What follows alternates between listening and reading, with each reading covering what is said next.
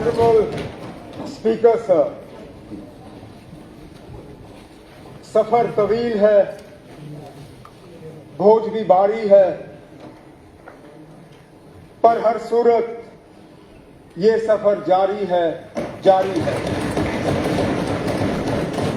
With deep humility and unwavering resolve, I rise today to present my second budget as Finance Minister. It is a privilege to be entrusted with the responsibility of shaping the financial future of our land. This budget is not merely a ledger of figures, it is a fiscal compass, charting our path towards a brighter horizon. It lays strong foundations for an enduring economic growth, social harmony, and sustainable prosperity. As we embark on this shared journey, I invite every honourable member of this august House to come together and work collectively to build a strong and flourishing Jammu and Kashmir. The soul of Jammu and Kashmir has been forged in resilience and strengthened by hope. Through changing seasons and testing times, our people have stood firm, drawing ideas. This vision has been shaped through wide-ranging consultations with elected representatives, industry leaders and stakeholders. Their voices have enriched this budget and ensured that it remains people-centric. By engaging directly with every member of this House, we have laid the cornerstone of a new culture of participatory governance. The past year has been nothing but challenging for Jammu and Kashmir and for the entire nation. At the national level, we have seen our growth path suddenly challenged by geopolitical challenges. While the national economy is accelerating at 6 to 8% growth rate, we severely battered the Jammu region. These two calamities have further accentuated the fiscal challenges before us. All the sectors of economic activity, including tourism, handicrafts, horticulture and agriculture, are badly affected. There is substantial loss of jobs and business in all sectors, leading to financial distress on families. This budget gives us an opportunity to analyze these challenges incisively and respond to them resolutely by reforming with great limited own revenue capacity. Own tax and non-tax revenues cover only 25% of our budgetary needs. The geographical difficulties, structural constraints and inefficiencies, especially in the power sector, further accentuate this stress and lead to reliance on central support. To address this, my government has pursued fiscal reforms to enhance revenues, rationalize spending and improve fiscal transparency. While the GST rate rationalization undertaken by GST Council has dented our revenues, we have leveraged the analytical inputs from the Business Intelligence Unit or BIU, GST Network and the Bhaskaracharya National Institute for Space Applications and Geoinformatics, BISAT, to prevent leakages and ensure strong GST enforcement. We have deployed the e-Abgari portal and e-stamping to streamline excise administration and land registration. We also ensured transparent auctions to boost revenues. This has led to our own tax debt. We are strengthening debt sustainability by keeping all borrowings within approved limits and improving liquidity management. For the third consecutive year, we have enforced the austerity measures for curbing non-priority spending. My government is pursuing the power sector reforms to reduce losses and improve billing efficiency. We are expanding the consumer base and aerial bunched cables and executing loss reduction works in all districts. These reform measures are expected to ease financial stress and lay the foundation for a fiscally prudent development path. Still, Jammu and Kashmir continues to face significant infrastructure deficits in areas like road connectivity, water supply, sewage, tourism and power. For addressing these challenges, substantial financial resources and continued support from the central government are essential. My government actively engaged with the central government to resolve our fiscal issues. I met with the Union 1,431 crores. We are accelerating execution and the effective utilization of funds by Jammu and Kashmir. The central government approved an additional allocation of 1,400 parcels have been recorded and ULPIN 2.25 lakh parcels. Under the Naksha initiative, the aerial survey in Bishna town has been completed, thereby earning an incentive of 5 crores. Under urban planning reforms, a GIS-based data bank of industrial land has been integrated with the Indian Industrial Land Bank.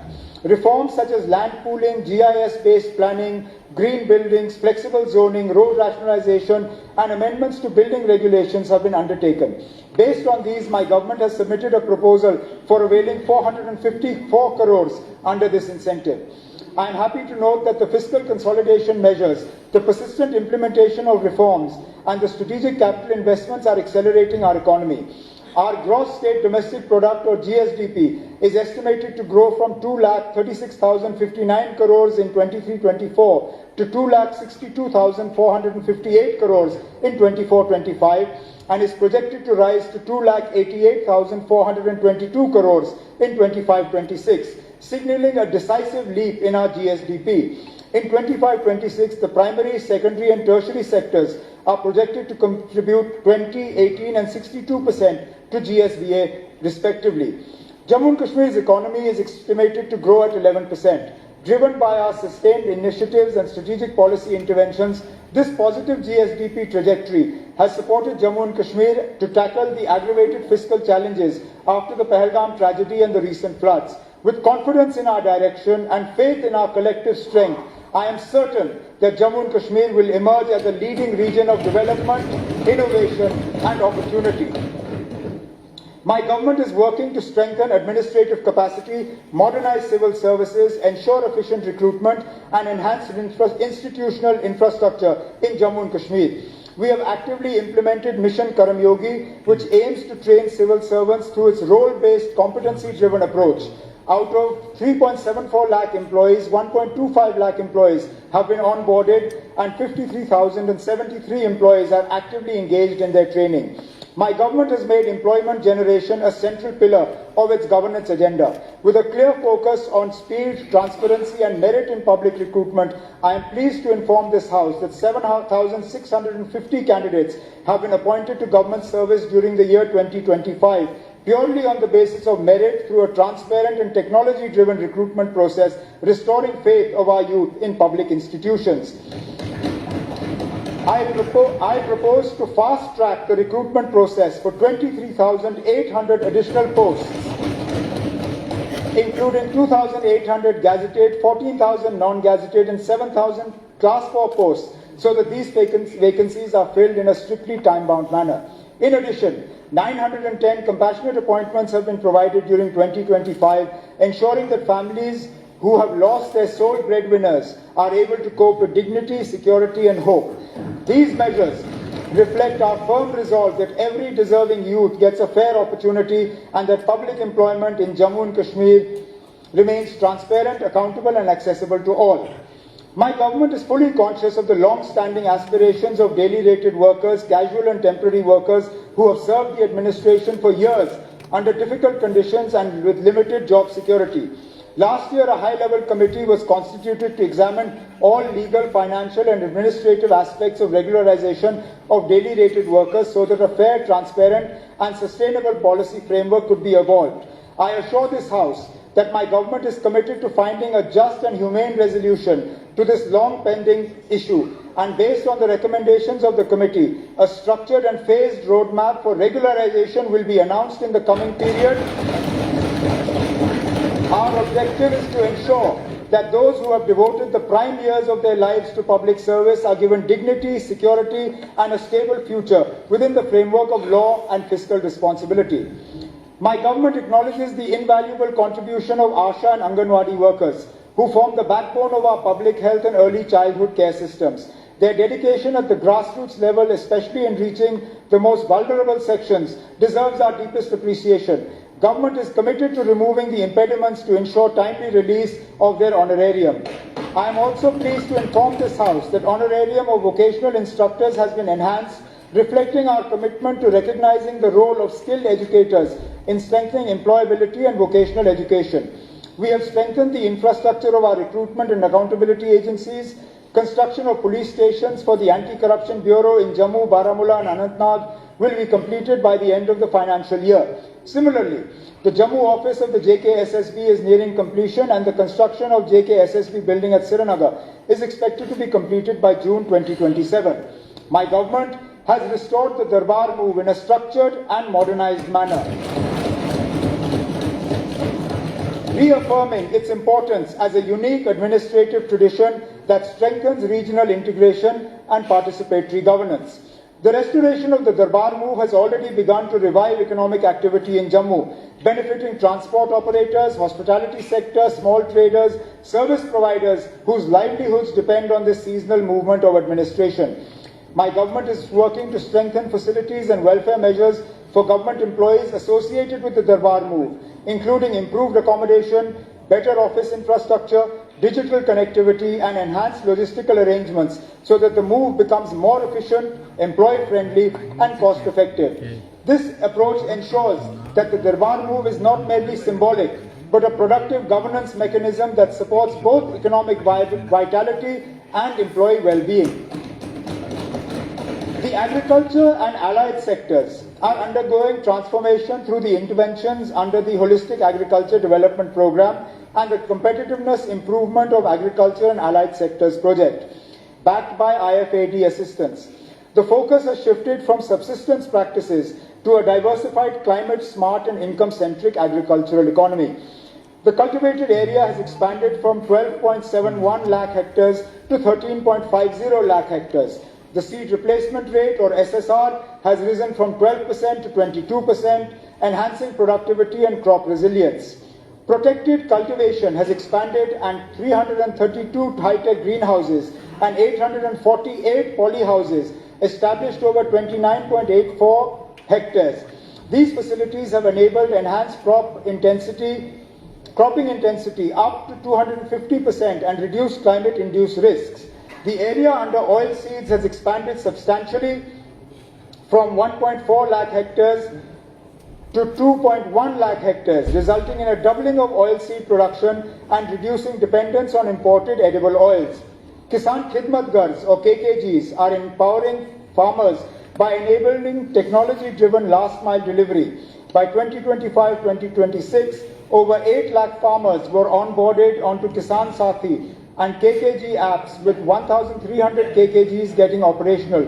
By March 2027, universal digital farmer coverage is targeted through full integration of digital crop survey under PM Fasal Bima Yojana. 2.1 lakh farmers covering 75,732 hectares were registered during Kharif 2025, ensuring crop risk mitigation. Under Command Area Development and Modernization of Command Area Development, irrigation potential of 4.53 lakh hectares has been created by December 25, and further 16,207 hectare potential is proposed for 26-27.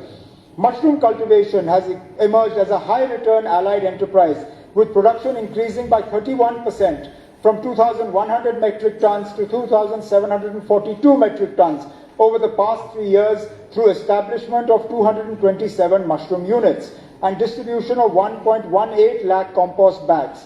Apiculture has popularized, with honey production growing at 77% in 3 years to over 3,895 metric tons, aided by the distribution of 1.03 lakh bee honey colonies and establishment of 11 honey processing units. Under the high-density plantation scheme for horticulture, about 1,119 hectares has been covered since 2017-18 till December 2025, with assistance of 139 crores.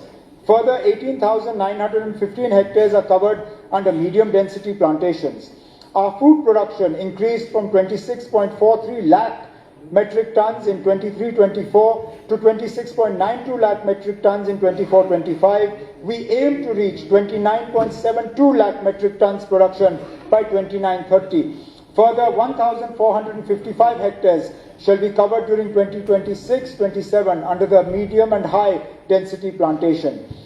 A mega fruit nursery is commissioned at RS Pura, Jammu, with capacity of 5 lakh quality saplings of subtropical fruits. 2 elite nurseries or plant establishment quarantines are being developed at Marta in Udhampur and 11 in Anantnag for providing high quality planting material. During the year 26-27, public and private sector nurseries aim to produce 8 lakh planting material and 17.84 lakh rootstock fruit plants. Further, 6 hectares of mother orchards, 15 hectares of rootstock banks, and 40 hectares of plant propagation units will be established during 26-27, further strengthening conservation efforts. SCOS Jammu has established a state-of-the-art ex situ gene bank, becoming the 3rd institution in India with such a facility. The dairy and livestock sector has recorded robust growth, with annual milk production reaching 28.75 lakh metric tons, driven by systemic breed improvement, expanded artificial insemination coverage, and improved animal management practices. I am proposing setting up 7 milk processing plants of 1 lakh litre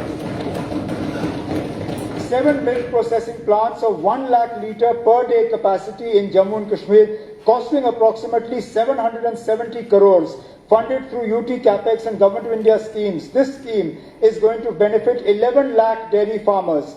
My target is to take J&K in milk processing from the current 4% to 25% in the next few years. We are proposing a top-up subsidy of 15% under the Integrated Dairy Development Scheme for PMFME beneficiaries establishing milk processing. The formation of 4,000 new dairy cooperative societies, along with milk FPOs and self-help group clusters, will strengthen grassroots ownership and efficient procurement.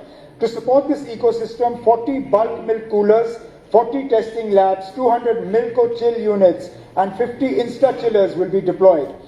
For transforming the dairy ecosystem, we will be expanding milk processing from 5% to 12% for enabling efficient handling of 10 lakh litres per day and enhancing productivity. This will boost organized dairy cooperative turnover from 407 crores to 1,898 crores annually, translating into an additional 300 crore income for 3 lakh farmers each year. With these interventions, annual milk production is projected to increase to 32 lakh metric tons and milk collection and chilling capacity expected to rise to 5.5 lakh litres per day by 26-27. The E-National Agriculture Market, or ENAM, platform has been successfully rolled out, enabling farmers to sell their agricultural and horticultural produce without physically bringing it to mandis. Out of 19 wholesale mandis, 17 mandis are integrated with ENAM platform. Since its inception in 2021, over 55,000 farmers, traders, FPOs, and commission agents are registered as cumulative and cumulative trade worth 1,721 crores has been conducted through ENAM up to December 2025. To further boost the poultry sector, we will establish 800 commercial poultry units and 50,000 backyard poultry units so as to produce approximately 250 million eggs. This will make poultry farming more remunerative and reduce dependence on imported poultry inputs.